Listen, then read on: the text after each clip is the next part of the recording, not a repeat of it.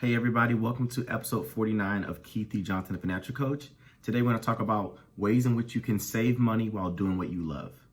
So I kind of brought this topic up because, I follow financial literacy influencers and other people, and they always talk about, cut back, save, have a budget, things like that. And for some people who aren't used to it, it can seem very rigid, very separate from their ability to actually love life and do what they want to do and be happy while still creating that wealth for their future.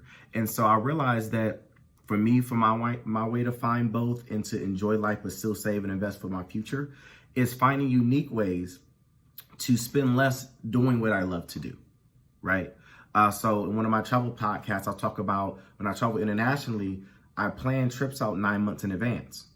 And that saved me hundreds of thousands on flights and hotels because I got the good deal months in advance versus somebody that's planning something big, but don't start to look at that stuff till a few months before, right?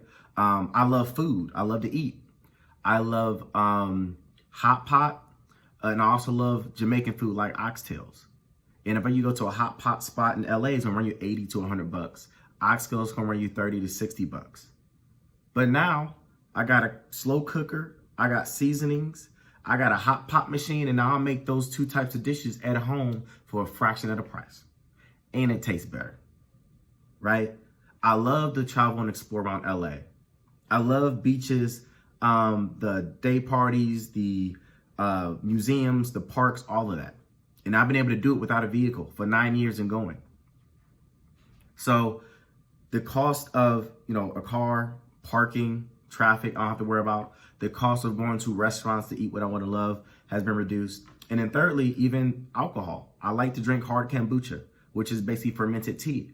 And my mom and older brother realized that I really loved it and talked about it a lot. They bought me a homemade brewing set to brew my own hard kombucha. Last week, I had my first batch, and I have 2 more batches, 4 gallons, that's in process, right? So instead of spending 16, 18 bucks for a 6-pack at Whole Foods, I now spend $2 on 4 pounds of sugar. I buy the natural spring water and then the champagne yeast and other little things.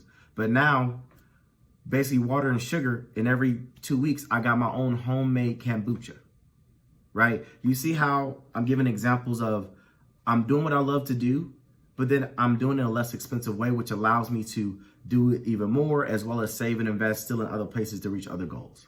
So that's just something to think about. If you have at least write down your top 3 or 4 passions or hobbies or interests, things that you love to do. That could be shopping, could be eating, could be travel, whatever it is. Then I would implore you to think about, okay, how can I do this or do more of it, but spend less money on it throughout the year? And then you'll be surprised what ideas you'll think of.